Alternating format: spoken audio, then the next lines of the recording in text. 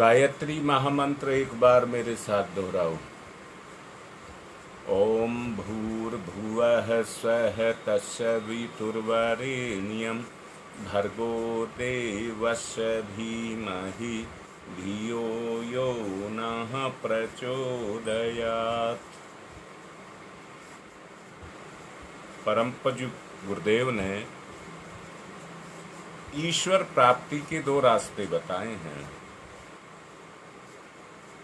एक रास्ता बताया है जिसको दक्षिण मार्गी कहते हैं। कथा, कीर्तन, भजन, व्रत, उपवास आत्मशुद्धि के लिए किए जाते हैं। इन्हें निरंतर करते रहने से कर्म का प्रभाव जरूर व्यक्ति के व्यक्तित्व पर जाकर के पड़ता है, परंतु कथा, कीर्तन, जप, उपवास इनका प्रभाव धीरे धीरे पड़ता है। शास्त्रों में इसे पिपीकला मार्ग यानी कि चींटियों का मार्ग बताया है। चींटियों के मार्ग से मतलब क्या हुआ? धीरे धीरे इस मार्ग पर चलते हुए चले जाना। इसलिए इसको चींटियों का मार्ग बोला गया है। दूसरा विहंगम मार्ग है, वो जल्दी का रास्ता है। उसे हठयोग या धाम मार्ग भी कहते हैं। उस मार्ग पर चलने वाला उग्र परिश्रम करता है, कष्ट साध्य तपस्याएं करता है और उस साहसिकता के आधार पर देर के रास्ते को जल्दी से पार कर लेता है। आप लोगों ने भी देखा होगा, ऐसे दोनों तरह के आदमी होते हैं। इस मार्ग में छोटी पगडंडियां भी हैं जो किसी छोटे मुकाम पर तक जाती हैं, और ऐसी पगडंडियों को तंत्र मार्ग कहते हैं। हमने 3 मार्गों का अभिगमन अभी आप लोगों तक किया और उसके भले बुरे परिणामों को परम पूज्य गुरुदेव ने बताया।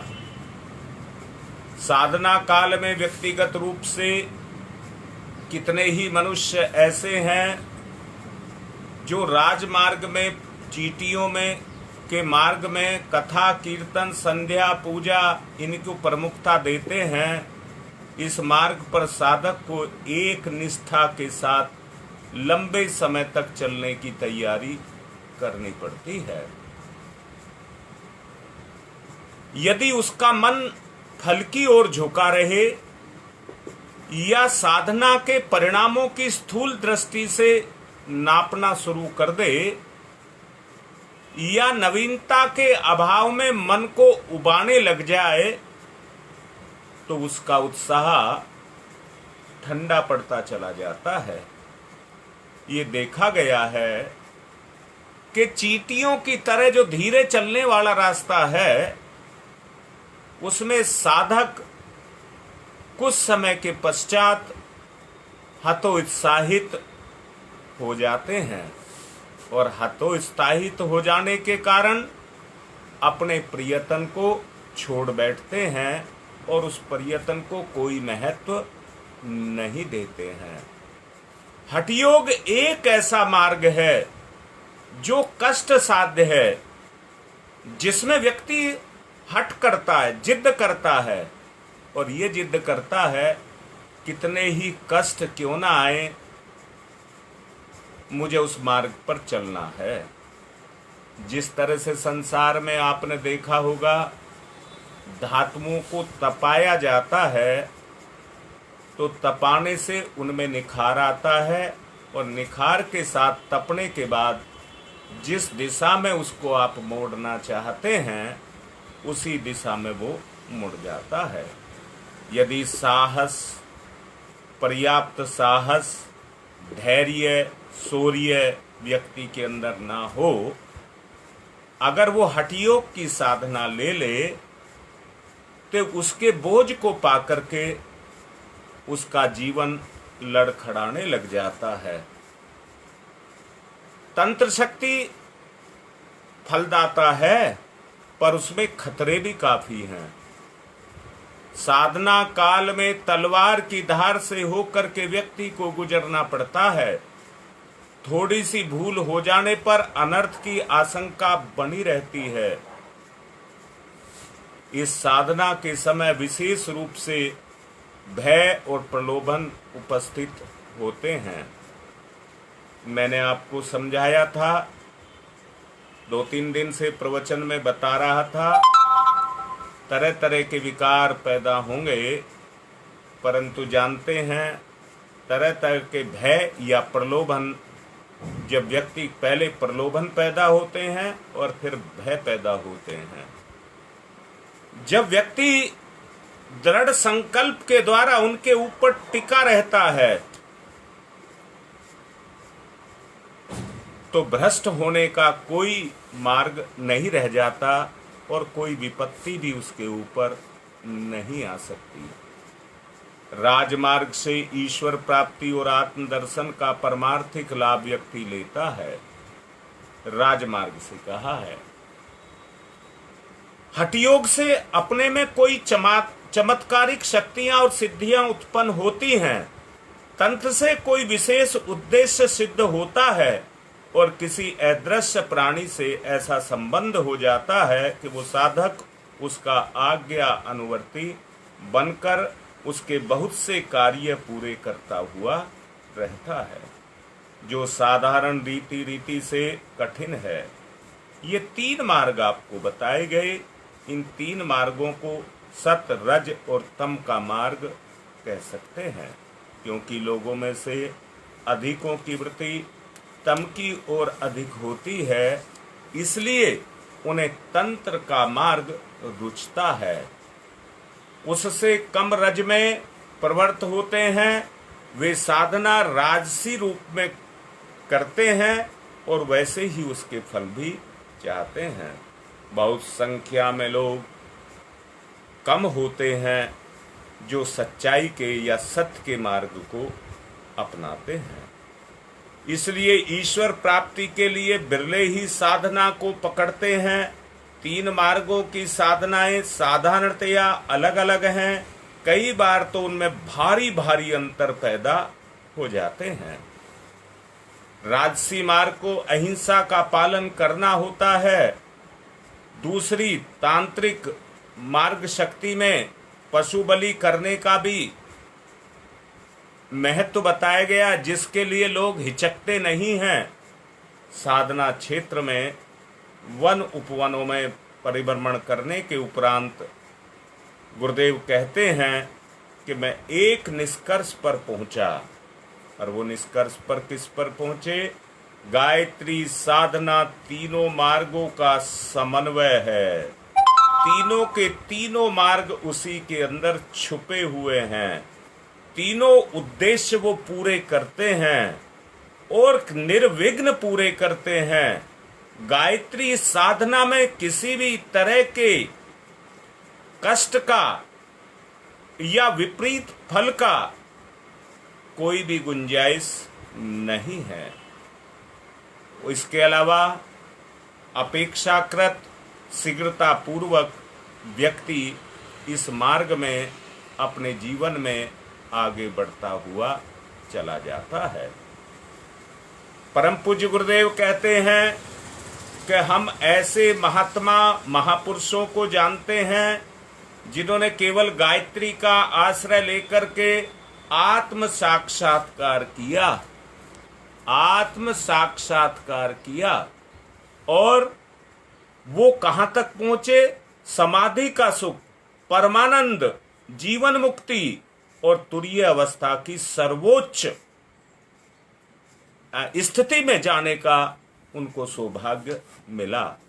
गायत्री की कृपा से प्राप्त किया गया जो फल है, परम पूज्य गुरुदेव कहते हैं, हमने अपनी आंखों से ऐसे सिद्ध पुरुष देखे हैं, उनके साथ रहे हैं, जिन्होंने असाधारण आत्मिक बल संग्रह किया और चमत्कारिक दिखाने की क्षमता उन्होंने प्राप्त की। उनकी ये सिद्धियां गायत्री द्वारा उनको मिली। हम ऐसे तांत्रिकों को भी जानते हैं जिसका उपास्य इष्ट गायत्री है और उसी के द्वारा वो अन्य तांत्रिक की भांति पिशाच विद्या के संपूर्ण कार्य तथा काम्य प्रयोजनों में सफल हो जाते हैं। इस प्रकार परम पूज्य गुरुदेव कहते हैं, हमने गायत्री में वो शक्ति मौजूद देखी है जिससे विविध स्वभावों के मनुष्य अपने अपने उद्देश्यों की पूर्ति करते हैं। निश्चय ही गायत्री इस भोगलोक की, इस संसार की कामधेनु है। अपने इस निष्कर्ष के आधार पर परम पूज्य गुरुदेव ने साधना का केंद्र गायत्री को नियुक्त किया और उसी के द्वारा, उसी प्रेरणा के द्वारा उन्होंने गायत्री के 24 महापुरुष चरण पूरे करने के पश्चात अपने विश्वास को हम सब के ऊपर अभिव्यक्त किया। उनके स्थूल शरीर की यात्रा को आपने देखा होगा। अगणित चमत्कार उनकी जिंदगी में भरे पड़े थे। उन्होंने जीवन दान ही नहीं दिए, मुक्ति भी दिलाई। उन्होंने कर्म उभारे ही नहीं, कर्म के रूप में सफलता ही नहीं दिलवाई। कितने बड़े बड़े काम करके दिखाए, परंतु ये सब हुए तो किस आधार पर हुए? उसी गायत्री शक्ति के आधार पर उन्होंने ये सब कर्म करके दिखाए। मैं फिर से आपसे ये कह रहा हूं, जैसे परम पूज्य गुरुदेव को उन महापुरुषों के संपर्क से दृढ़ विश्वास हो गया था, दूसरा दादा गुरुदेव की कृपा और उनके प्रकटीकरण से उनको विश्वास हो गया था, तो उन्होंने ऐसे ऐसे महान संकल्प लिए जिनको एक सरल साधारण आदमी सोच भी नहीं सकता। वो तपस्याएं परम पूज्य गुरुदेव ने अपने उस शरीर में रह करके की। मैंने जैसा अभी कहा, उनके असाधारण सत्परिणाम निकल करके आए। जो परिणाम उनके संघर्ष के द्वारा उनके जीवन में प्रकट हुए, उस अनुभव के आधार पर उन्होंने सबका भला किया। सबका वर्णन तो नहीं किया जा सकता।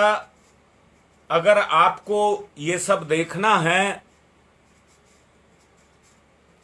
तो परम पूज्य गुरुदेव के वांग में भी लिखे हैं, परंतु और पुस्तकें भी लिखी हैं, अद्भुत एवं आश्चर्यजनक सत्य। इस तरह की कई किताब परम पूज्य गुरुदेव ने गायत्री के चमत्कार के रूप में लिखी हैं। पर इतना ही कहा जा सकता है, आत्मिक पवित्रता की ओर प्रगति तथा कष्टग्रस्त जीवन की सेवा में गायत्री शक्ति ने महत्वपूर्ण सहायताएं दी हैं और संकटपूर्ण क्षणों में हम सबका प्रत्यक्ष मार्गदर्शन किया है। मैं ये बात इसलिए बोल रहा हूं, अब साधना के उस लक्ष्य तक आप पहुंच चुके हैं जहां पर तरह तरह के प्रलोभन और भटकाव शुरू होंगे। इसलिए इस स्थिति से ऊंचा उबरना है, इस स्थिति से आगे जाना है। और आगे जाने के लिए आपको क्या करना है? उन कष्टों को सहने के लिए तैयार रहना है जो एक तप करने वाले को सहने पड़ते हैं। उन कष्टों के लिए आपको तैयार रहना है। आत्मिक पवित्रता ईश्वर की ओर प्रगति की निशानी है, पहचान है। जितनी वो आपके अंदर आती हुई चली जाएगी, इस जीवन का, शरीर का नहीं कह रहा हूं, इस जीवन का स्थान उतना ही ईश्वर के अंदर होता हुआ चला जाएगा। सेवा में गायत्री शक्ति इतनी महत्वपूर्ण सहायताएं देती हैं और कष्ट संकटों को क्षण में समाधान करती हैं और हमारा पथ प्रदर्शन करती हैं। आप में से ही ऐसे कितने सारे हैं जिसका पिछले दिनों आप लोगों ने भरपूर लाभ उठाया है। अपने व्यक्तिगत अनुभवों को तथा आर्य ग्रंथों को आत्म पुरुषों ने उसका आदेश दिया। दोनों प्रकार के गायत्री के महत्वपूर्ण जो विश्वास थे वो अटूट श्रद्धा में बदलते हुए चले गए। गंगा विहार से एक हमारे प्रिय कार्यकर्ता हैं, राम उनका नाम है। पिछले दिनों उन्होंने अपने अनुभव लिखे और उन्होंने प्रेरित भी किया, सबको प्रेरित भी किया कि आप अपने अनुभव लिखें।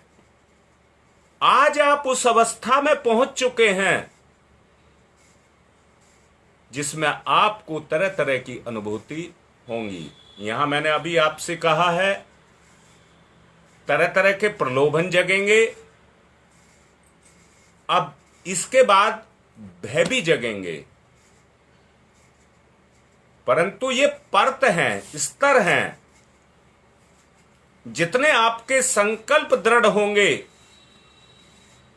और आप उन संकल्पों पर चलते चले जाएंगे, उतने ही आपके जीवन का स्तर ऊंचा उठता हुआ चला जाएगा, जो आप किसी को प्रत्यक्ष रूप में दिखाई नहीं देगा।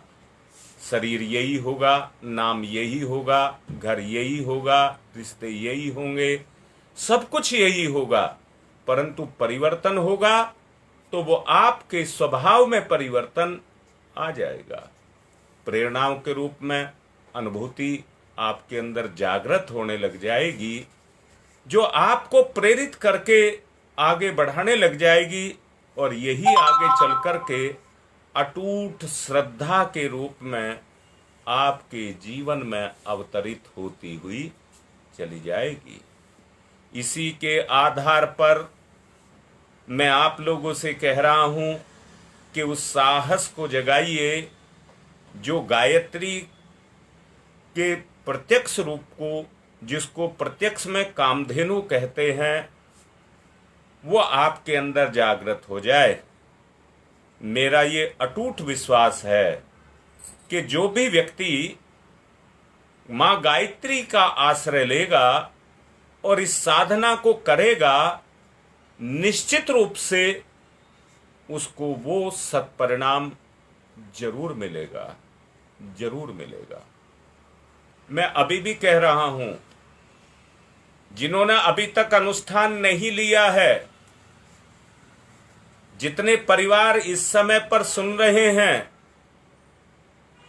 उनमें से कुछ ने ले लिया और कुछ ने नहीं लिया है, वो आज से अपने अनुष्ठान को शुरू कर सकते हैं।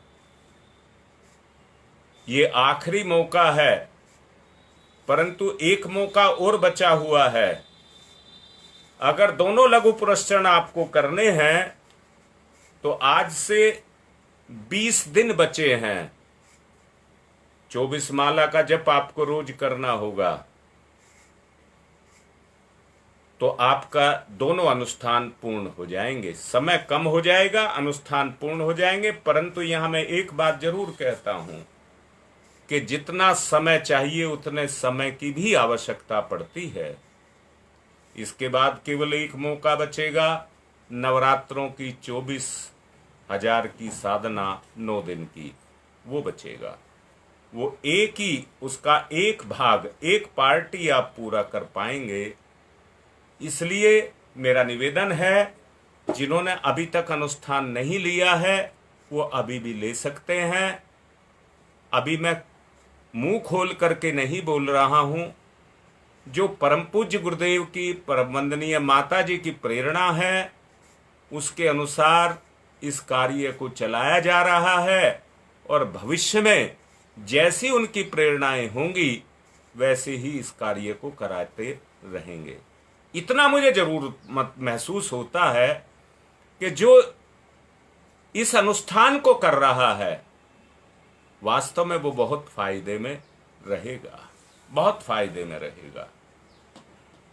मां गायत्री का आश्रय लेकर के कोई भी आज तक खाली हाथ नहीं लौटा है, तो आप कैसे लौट जाएंगे?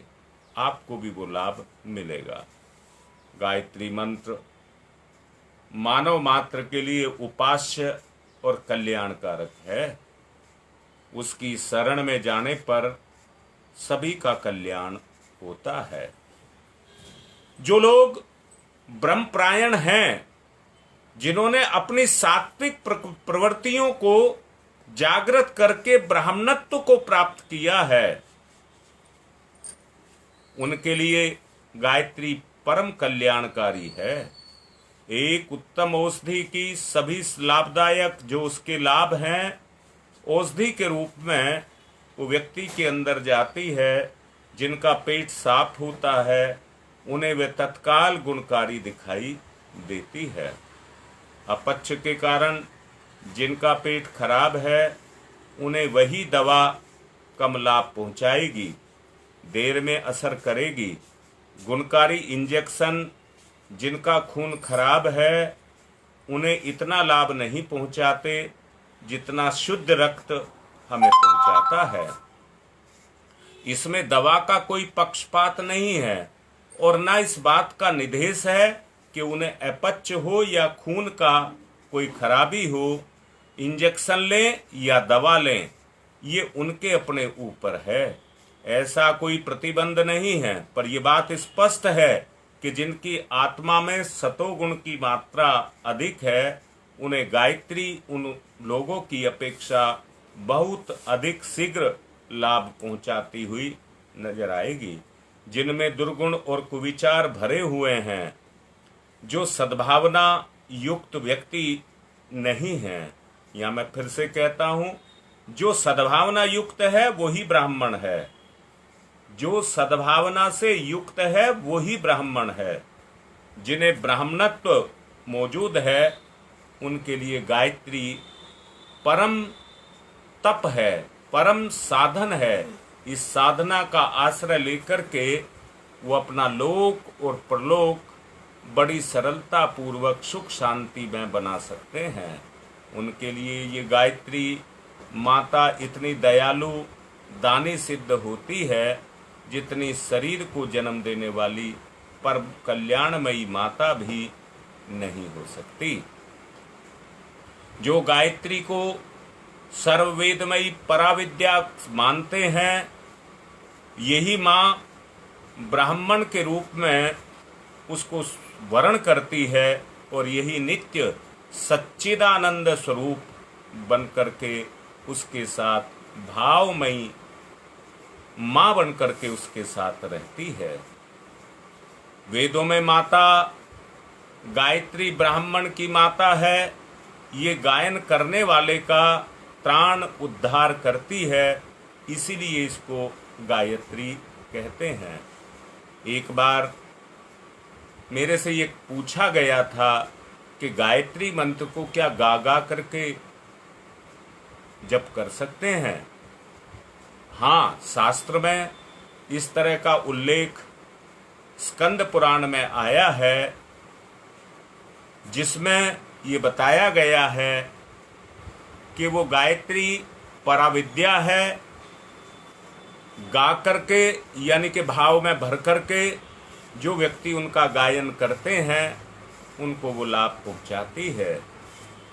बात जिसने ब्रह्मवर्चस्व प्राप्त किया है, जिसके लिए गायत्री साक्षात कामधेनु गो के समान है, उसे इस शक्ति के द्वारा अपनी अभिष्ट कामना पूर्ण करने वाले वरदान मिलते हुए चले जाते हैं। इसलिए गायत्री को वरदात्री कहा गया है, उसे परमेश्वर परम देवी कहा गया है। सभी देवी शक्तियां देवी कहलाती हैं, पर अन्य देवी शक्तियों की सीमा थोड़ी थोड़ी है। वे उपासना करने पर मनुष्य का सीमित कल्याण करती हैं, किंतु गायत्री के लिए ऐसा कोई सीमा बंधन नहीं है। उसके गर्भ में समस्त शक्तियां सन्निहित हैं और सच्चे मन से उपासना करके यदि उसका थोड़ा भी अनुग्रह प्राप्त कर सके तो साधक उस परम गति को प्राप्त कर लेता है, जिसके कारण लोक में सुख और परलोक में अभिष्ट शांति को प्राप्त करता है। ब्राह्मण का ब्राह्मणत्व बहुत कुछ गायत्री उपासना पर निर्भर करता है, क्योंकि जो सद्गुण सामान्य लौकिक प्रयत्न करने पर बहुत कठिन सा से प्राप्त होते हैं, वे उपासना के माध्यम से स्वमेव विकसित होने लगते हैं और उन अंतःस्फूर्णाओं के जागरण होने से ब्राह्मणत्व दिन दिन सुदृढ़ होता हुआ चला जाता है। आत्मा में पवित्रता का अंश दिन पर दिन बढ़ता जाता है। यहाँ मैं निवेदन पूर्वक कहूँगा, समय कभी लौट करके नहीं आता है, पर एक बात और भी है, समय हमेशा अपने आप को दोहराता है। ये भी है, लौट करके भी नहीं आता है, दोहराता है। दोहराना उसकी मजबूरी है। क्यों मजबूरी है? कि व्यक्ति ने जैसे कर्म किए हैं वैसे परिणामों को लेकर के उसको बार बार उसके सामने आकर के खड़ा होना पड़ता है कि मेरा उपयोग कर ले, मेरा फायदा उठा ले और अपना कल्याण कर ले। इसलिए समय अपने आप को रिपीट करता है, दोहराता है। मैं भी आपको ये कह रहा हूं, समय को चूको मत। समय दोहराने के रूप में आपके सामने, वर्तमान जो आपके सामने आकर के खड़ा हुआ है, वो अनंत क्षमताओं को, अनंत शक्तियों को, अनंत संभावनाओं को लेकर के अपने अंदर छुपाए हुए बैठा हुआ है। जो साधक सच्ची साधना को करेंगे और उस सच्ची साधना को करके उसके उस परम तत्व को प्राप्त करेंगे, उस परम तत्व को प्राप्त करने के कारण उनके जीवन में वो लौकिक रूप में अभिवृद्धि होती हुई चली जाएगी। ऐसे व्यक्तियों को माँ गायत्री की कृपा विशेष रूप से मिलेगी और ऐसे व्यक्ति ये समझना, जप निष्ठ द्विज सब यज्ञों के फल को प्राप्त करते हैं, उस पर देवता प्रसन्न होते हैं और उसकी प्रसन्नता से लोक में सुख और परलोक में मुक्ति मिलती है। आसुरी शक्तियां उसे भयभीत नहीं कर पाती। अन्य सभी साधना कर्मों में जप यज्ञ अधिक फलदायक और श्रेष्ठ होते हैं। जिस प्रकार जड़ को सींचने से पत्ते हरे होते हैं और उस पर समय आने पर फूल और फल भी लगते हैं, ऐसे ही उन सब के लिए अलग अलग प्रयत्न नहीं करना पड़ता है, केवल जड़ को सींचना होता है। उसी प्रकार गायत्री साधना में अन्य सभी साधनाओं द्वारा हो सकने वाले लाभ व्यक्ति को प्राप्त होते हैं। मैं निवेदन करूंगा, गायत्री की 3 महावृत्तियां, 1 प्रणव, गायत्री मंत्र के यही 5 ब्रह्म यज्ञ हैं। इनकी निरंतर उपासना करने वाला ब्राह्मण पवित्र हो जाता है। प्राचीन काल में अनेक साधकों ने उपासना के द्वारा मानव जीवन की सफलता का सर्वोच्च प्रतीक ब्रह्म ऋषि पद को पाया है। इतना ही नहीं, देवताओं ने भी इस महामंत्र की शक्ति से असुरों को परास्त कर अपने देवत्व को स्थिर किया है। मैं भी आपसे कह रहा हूं, आप ही वो देवता हैं। असुर हमारी उन शक्तियों को छीन कर देना चाहते हैं। इस यज्ञ के द्वारा आप अपने आप को उनसे मुक्ति दिला सकते हैं। परम पूज्य गुरुदेव ने कहा है 5 यज्ञों का करना सभी के लिए विधान है, पर आध्यात्मिक दृष्टि से अकेले गायत्री जप में 5 यज्ञों का समावेश है। गायत्री 5 अंग की 5 ब्रह्म यज्ञ कहे गए हैं। नित्य इस उपासना को करने से 5 दैनिक यज्ञों में हमें वो सफलताएं मिलती हुई चली जाती हैं जो हम 5 यज्ञों को करके ले सकते हैं। इस गायत्री उपासना को करके कश्यप, गौतम, भृगु, अंगिरा, अत्रि, भारद्वाज, बृहस्पति, शुक्राचार्य, अगस्त, वशिष्ठ, कितने सारे ऋषि हुए हैं जिन्होंने इस दुनिया में उस परम पद को पाया है, परम पद को पाया है। अधिक कहने की क्या आवश्यकता है। भली प्रकार की गई साधना गायत्री विद्या द्विजों के लिए कामधेनु की सिद्धियां प्राप्त कराती है। सच को देखना, माँ अपने बल को, अपनी सामर्थ्य को बच्चे के अंदर डालती है। ऐसे ही कामधेनु रूपी माँ गायत्री अपने दूध को, इस जगती को परम रस के रूप में इस पिलाती है और उस दूध के पैपान से जो आनंद हमको मिलता है उसे ब्रह्मानंद की उपाधि दी गई है। उससे मधुर, आनंद दायक और उल्लास भरी कोई भी मादक वस्तु इस संसार में नहीं है। जिसे इस कामधेनु का दूध पीने को मिल गया उसके सभी अभाव दूर हो जाते हैं। कोई वस्तु ऐसी नहीं रहती जिसको वो हस्तगत नहीं कर सकता। सब कुछ उसको उपलब्ध होता हुआ चला जाता है। ऐसा ब्रह्म विद्या सिद्धि प्राप्त गायत्री उपासक अपने आप को सर्व संतुष्ट, सर्व सुखी अनुभव करता है। इसके आंतरिक आनंद और उल्लास का कोई ठिकाना नहीं रह जाता। ब्रह्मानंद रूपी परम रस को पीकर के योगीजन उस आनंद मग्न उन्मत्त हो जाते हैं। उनके सामने इंद्र भी एक गरीब और दीनहीन दिखाई देता है। फिर साधारण राजा, अमीर जैसे कीड़े मकोड़ों को तो बात ही क्या कहा जाए। मैं निवेदन पूर्वक आपसे कह रहा हूँ, गायत्री एक ब्रह्म विद्या है और शास्त्रों में भी आया है कि ये ब्राह्मण की कामधेनु है। बताते हैं वशिष्ठ स्मृति में एक जगह प्रसंग आया है कि ब्राह्मण के पास में योग माया स्वयं जाती है और ब्रह्म विद्या का ज्ञान उसको देती है। बोलती है, हे ब्राह्मण, मैं तेरा खजाना हूं, तू मुझे हस्तगत कर ले।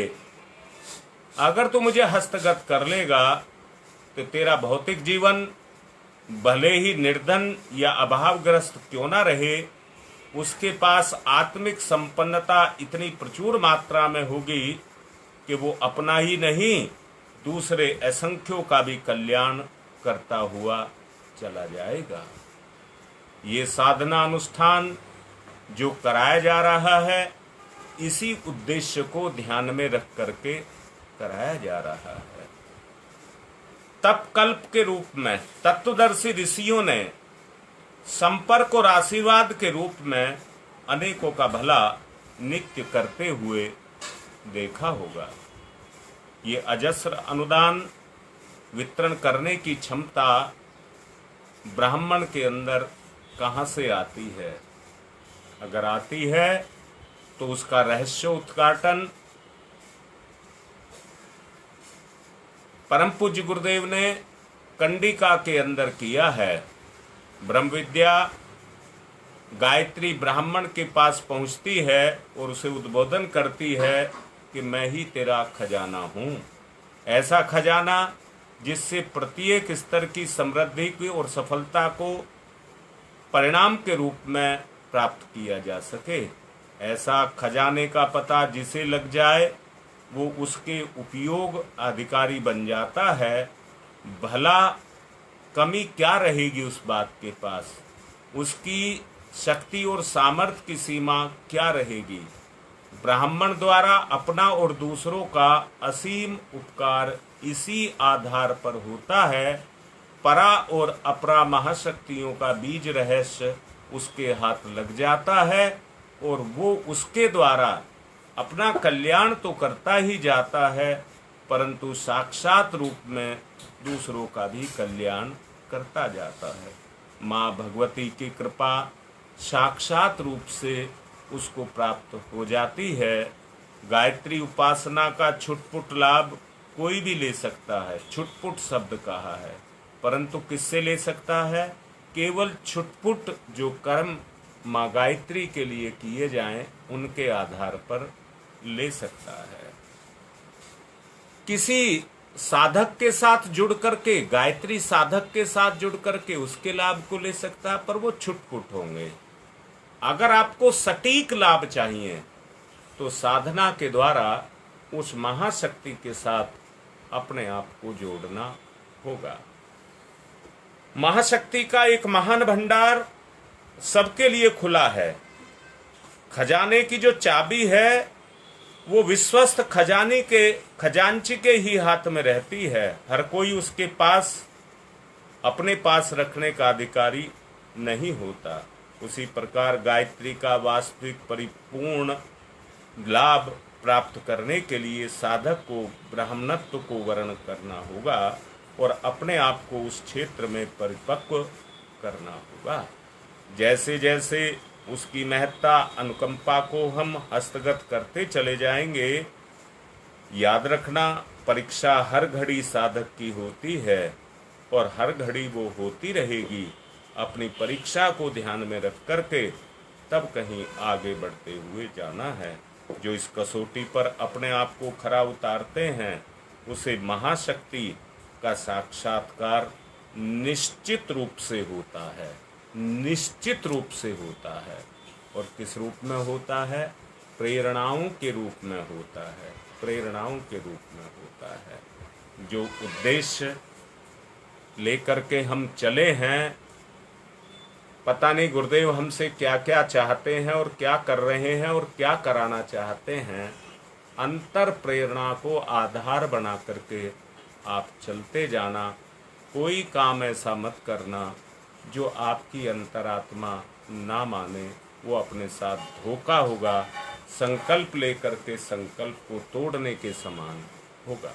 मेरा आपसे आग्रह है और बार बार आग्रह कर रहा हूँ। उन बच्चों से भी कल भी मैंने कहा था कि जो 3150 आदमी तक ये प्रत्यक्ष रूप से जो हमारे साथ जुड़ते थे उन तक तो ये मैसेज जा ही सकता है, क्योंकि वो तो फ़ोन से जुड़े हुए हैं।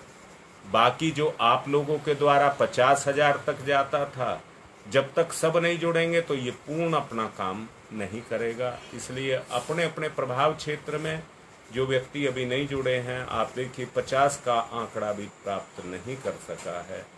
जबकि आज देखिए सोमवार, संडे, रविवार से लगा करके आज तक 5 दिन हो चुके हैं और 5 दिन में हम 50 की संख्या पर ही रुके हुए हैं।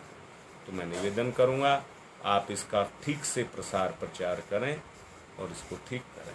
आज की बात को संपन्न करते हैं। ओम शांति ही शांति ही शांति।